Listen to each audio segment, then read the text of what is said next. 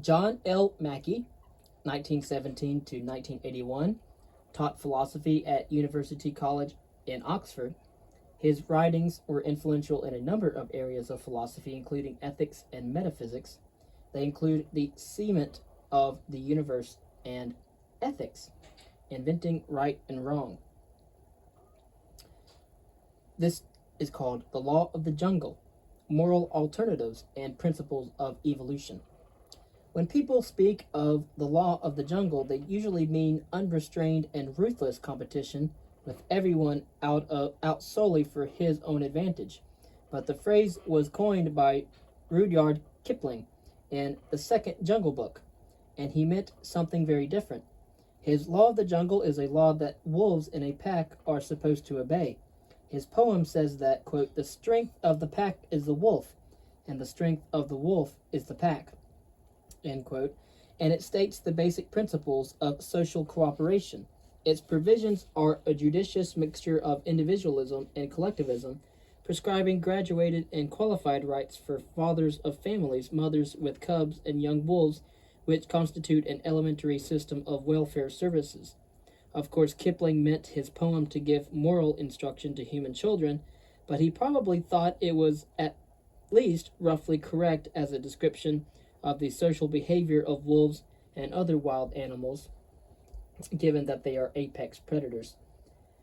Was he right, or is the natural world the scene of unrestrained competition of an individualistic struggle for existence? Views not unlike those of Kipling have been presented by some recent writers on ethology, notably Robert Ardrey and Conrad Lawrence. These writers connect their accounts with a view about the process of evolution that has brought this behavior, as well as the animals themselves, into existence. They hold that the important thing in evolution is the good of the species or the group, rather than the good of the individual. Natural selection favors those groups and species whose members tend, no doubt through some instinctive programming, to cooperate for a common good. This would, of course, explain why wolves, for example, behave cooperatively and generously towards members of their own pack, if indeed they do. Of course, you only need to think about our cousins, the chimpanzees, which are also apex predators that work cooperatively in a group, as well as dolphins, who are also apex predators who work cooperatively in a group, as well as other primates such as ourselves who work cooperatively in groups. However, this recently popular view has been keenly attacked by Richard Dawkins in his admirable and fascinating book titled The Selfish Gene. He defends an up-to-date version of the orthodox Darwinian theory of evolution with special reference to the biology of selfishness and altruism. One of his main theses is that there is no such thing as group selection, and that Lawrence and others who have used this as an explanation are simply wrong.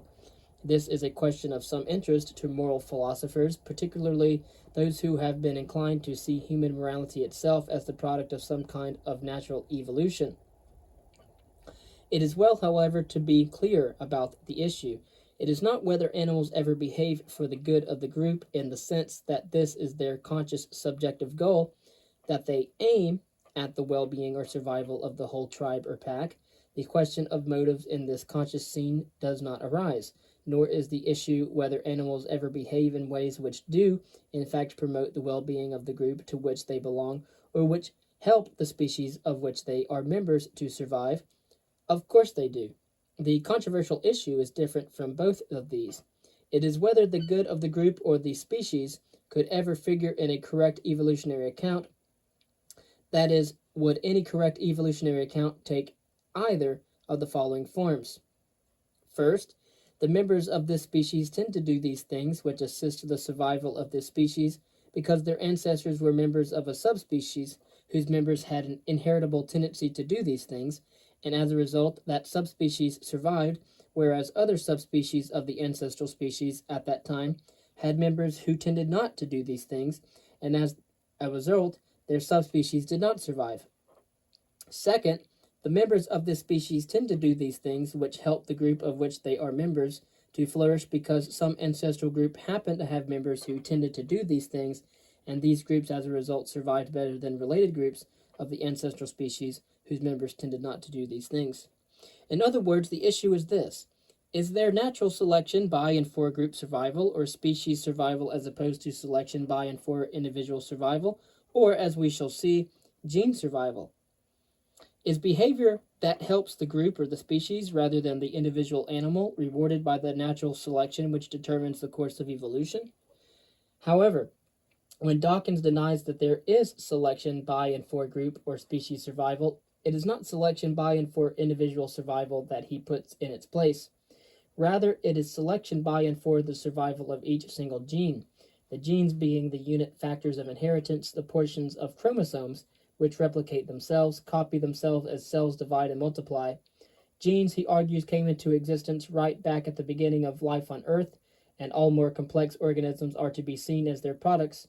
We are, as he picturesquely puts it, gene machines. Our biological function is just to protect our genes, carry them around, and enable them to reproduce themselves.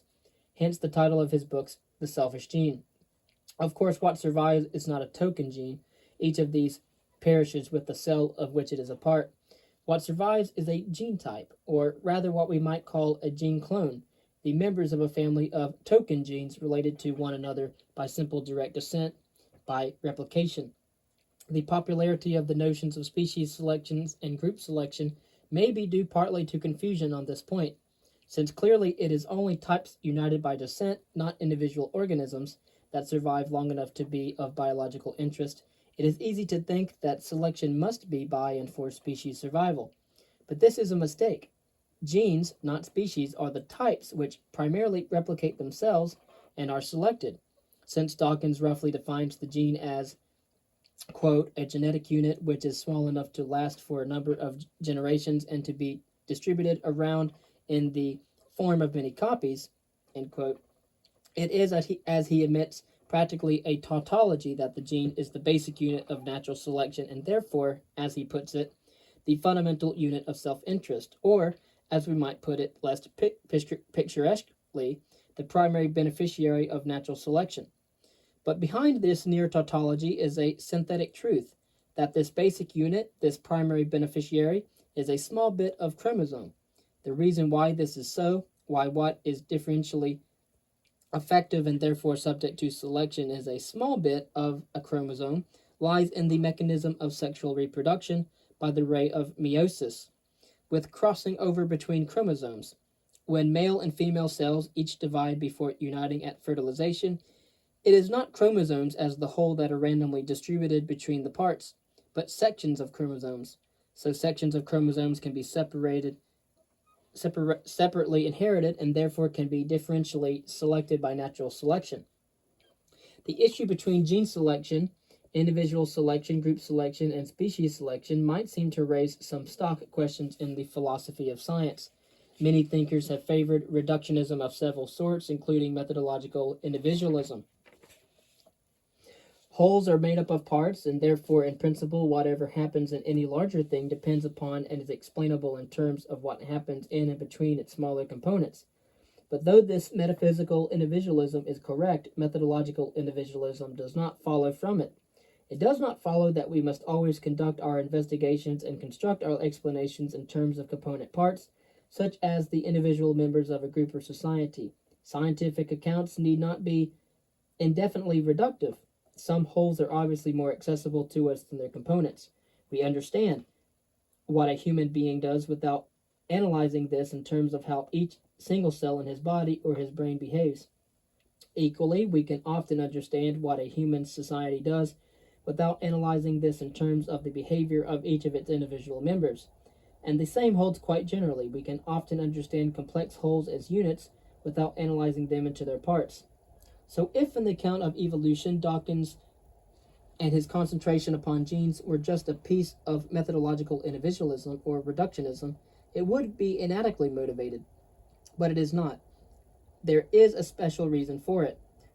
Dawkins' key argument is that species, populations, and groups, and individual organisms too, are as genetic units too temporary to qualify for natural selection. Quote, they are not stable through evolutionary time. Populations are constantly blending with other populations, and so losing their identity. And what is vitally important, are also subject to evolutionary change from within. End quote. This abstract general proposition may seem obscure, but it is illustrated by a simple example which Dawkins gives. A species of birds is parasited by dangerous ticks. A bird can remove the ticks from most parts of its own body, but having only a beak and no hands, it cannot get them out of the top of its own head. But one bird can remove ticks from another bird's head. There can be mutual grooming.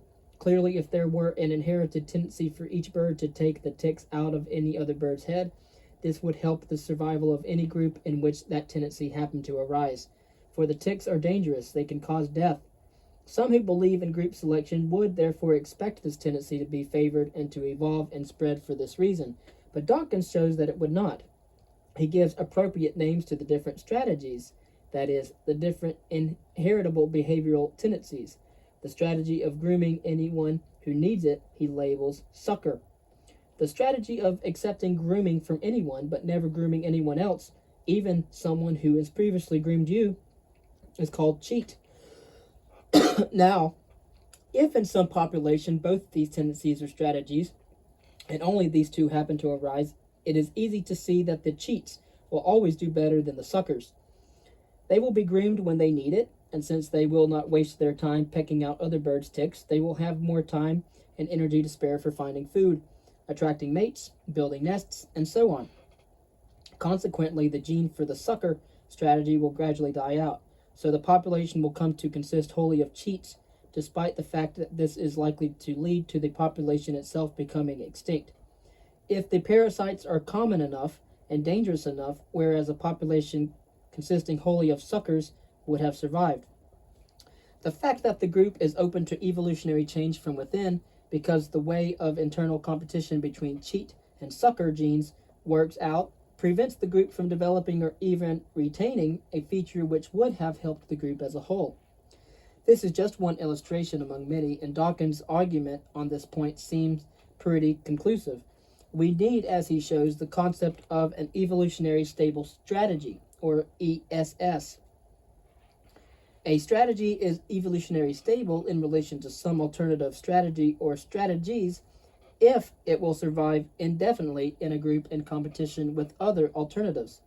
We have just understood that where cheat and sucker alone are in competition, cheat is an ESS, an evolutionary stable strategy, but sucker is not. We have also understood from this example that an ESS, or evolutionary stable strategy, may not help a group or the whole species to survive and multiply. Of course, we must not leap into the conclusion that an evolutionary stable strategy never helps group or a species. If that were so, we could not explain much of the behavior that actually occurs.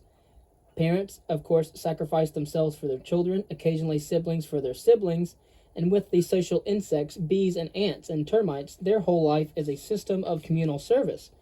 But the point is that these results are not to be explained in terms of group selection. They can and must be explained as consequences of the selfishness of genes. That is, the fact that gene clones are selected for whatever helps each gene clone itself to survive and multiply. But now we come to another remarkable fact. Although the gene is the hero of Dawkins' book, it is not uniquely either in principle or in fact. It is not the only possible subject of evolutionary natural selection, nor is it the only actual one. What is important about the gene is just that it has a certain combination of logical features. It is a replicator. In the right environment, it is capable of producing multiple copies of itself. But in this process of copying, some mistakes occur, and even mistaken copies, such as mutations, will also produce copies of themselves, and finally the copies produced may either survive or fail to survive. Anything that has these formal logical features is a possible subject of evolution by natural selection. As we have seen, individual or organisms, groups, and species do not have the required formal features, though many thinkers have supposed that they do. They cannot reproduce themselves with sufficient constancy of characteristics. But Dawkins, in his last chapter, introduces another sort of replicators. These are what are often called cultural items or traits, Dawkins christens them memes to make a term a bit like genes because they replicate by memory and imitation, or mimesis. Memes include tunes, ideas, fashions, and techniques. They require, as the environment in which they can replicate, a collection of minds, that is, brains that have the power of imitation and memory. These brains, particularly though not exclusively human brains, are themselves the products of evolution by gene selection. But once the brains are there, gene selection has done its work. Given that environment, memes can themselves evolve and multiply in much the same way as genes do, in accordance with logically similar laws, but they can do so more quickly. Cultural evolution may be much faster than biological evolution, but the basic laws are the same. Memes are selfish in the same sense as genes. The explanation of the widespread flourishing of a certain meme, such as the idea of a god or the belief in hellfire, may simply be that it is an efficiently selfish meme. Something about it makes it well able to infect human minds, to take root and spread in and among them, and in the same way that something about the smallpox virus makes it well able to take root and spread in human bodies. There is no need to explain the success of a meme in terms of any benefit it confers on individual or groups. It is a replicator in its own right. Contrary to the optimistic view often taken of cultural evolution, this analogy shows that a cultural trait can evolve, not because it is advantageous to society, but simply because it is advantageous to itself. It is ironical that Kipling's phrase, the law of the jungle, has proved itself a more efficient meme than the doctrine he tried to use it to propagate. So far, I have been merely summarizing Dawkins' argument. We can now use it to answer the question from which I started. Who is right about the law of the jungle? Kipling, or those who have twisted his phrase to mean almost the opposite of what he intended? The answer is that neither party is right. The law by which nature works is not unrestrained and ruthless competition between individual organisms, but neither does it turn upon the advantages to a group and its members of group solidarity, mutual care and respect, and cooperation. It turns upon the self-preservation of gene clones. This has a strong tendency to express itself in individually selfish behavior, simply because each agent's genes are more certainly located in him than in anyone else. But it can and does express itself also in certain forms of what Broad called self-referential altruism, including special care for one's own children and perhaps one's siblings, and, as we shall see, reciprocal altruism, helping those and only those who help you. But now I come to what seems to be an exception to Dawkins' main thesis, though it is generated by his own argument and illustrated by one of his own examples. We understood how, in the example of mutual grooming, if there are only suckers and cheats around, the strategy cheat is evolutionary stable, while the strategy sucker is not. But Dawkins introduces a third strategy, grudger. A grudger is rather like you and me. A grudger grooms anyone who has previously groomed him, and any stranger, but he remembers and bears a grudge against anyone who cheats him, who refuses to groom him in return for having been groomed, and the grudger refuses to groom the cheat ever again.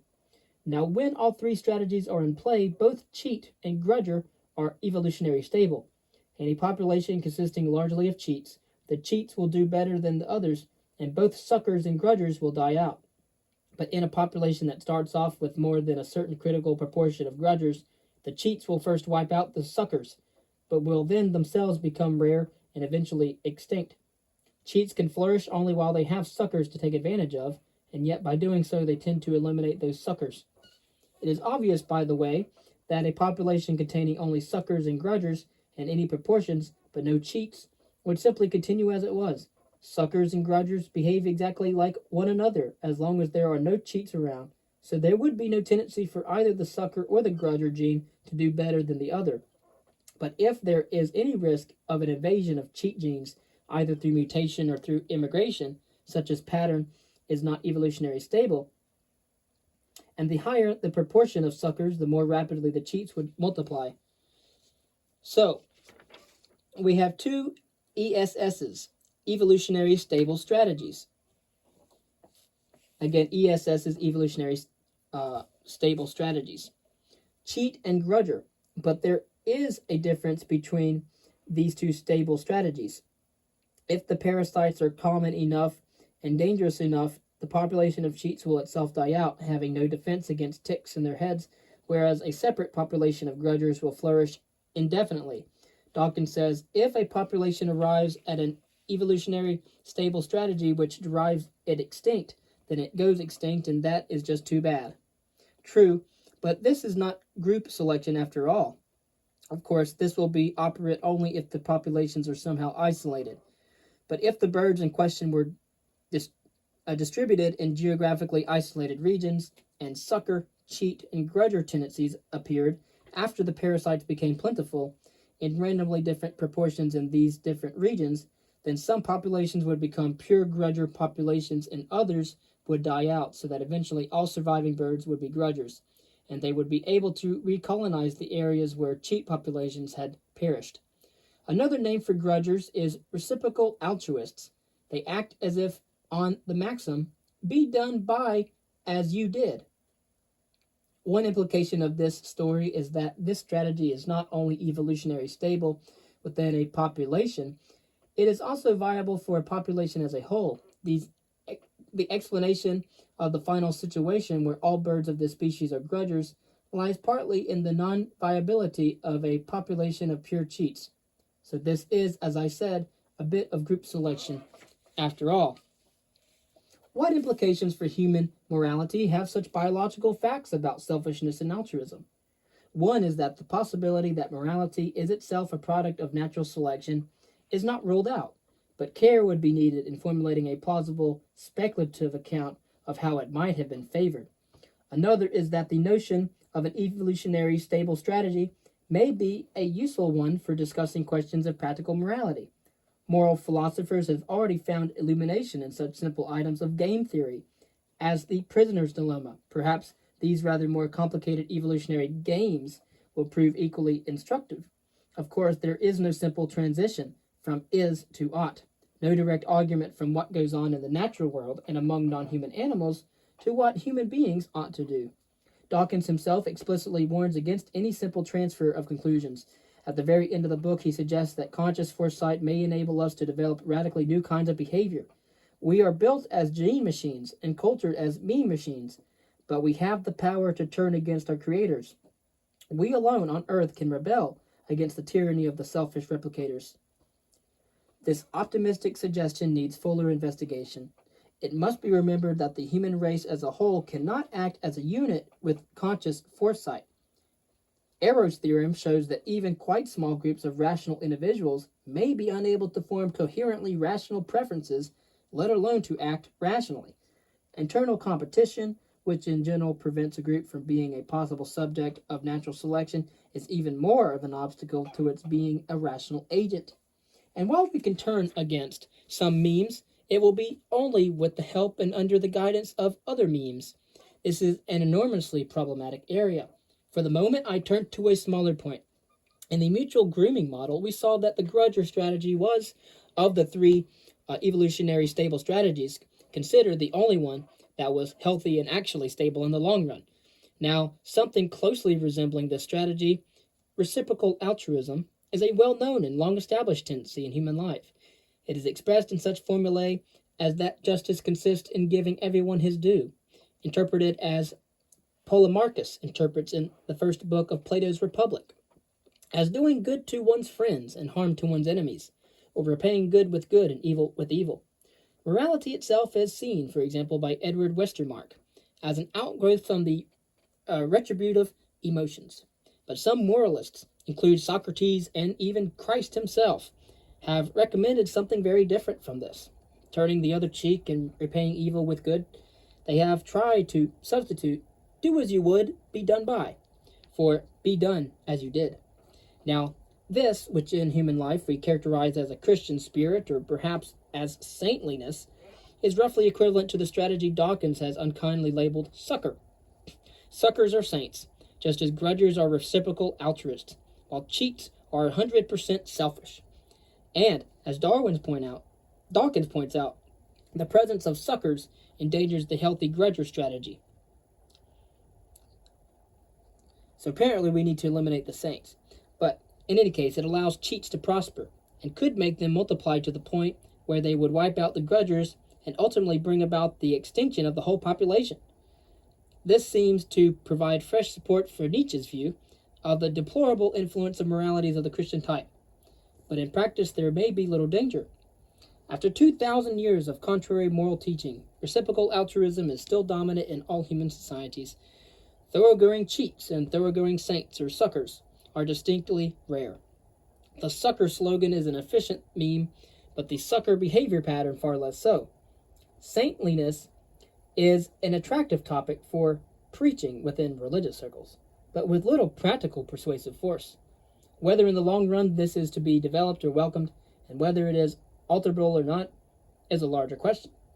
To answer it, we should have carefully to examine our specifically human capacities and capabilities, and the structure of human societies, and also many further alternative evolutionary stable strategies. We cannot simply apply to the human situation conclusions drawn from biological models.